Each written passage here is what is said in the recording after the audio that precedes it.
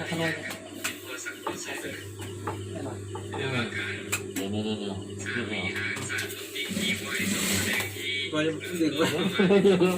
โอเคอ่ะ ไปทุกทาง ดึงไปได้ดึงไปลงมา เพื่ออยากให้เขาสิค้าร้านให้เขามีหน้าชิมให้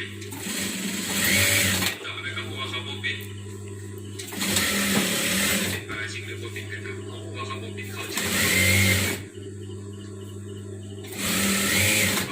แบบนี้จะเป็นคำว่าสังขารพิเศษจะเป็นรุ่นแต่หัว10ก่อน23มันต้องมีการสวดสมดุลผ่านมันก็เลยเป็นได้ยากขันบอกว่าสิเขาปฏิบัติในบ่อที่มาในบ่อโอ้ก็มาได้แต่ว่าจำเป็นต้องเข้าหรือว่าจำเป็นต้องเข้าอีกเรื่องนึงและเข้าแล้วต้องเข้าอีกนะคือวันจันทร์กันอยู่ในงานทั่วไปมันจะจัดแบบสุดทางตามปริวารให้เข้าปริวาร3 มื้อมาทั้ง6 มื้อจบไปถ้าหากว่าบุคคลใดบุคคลหนึ่งผิด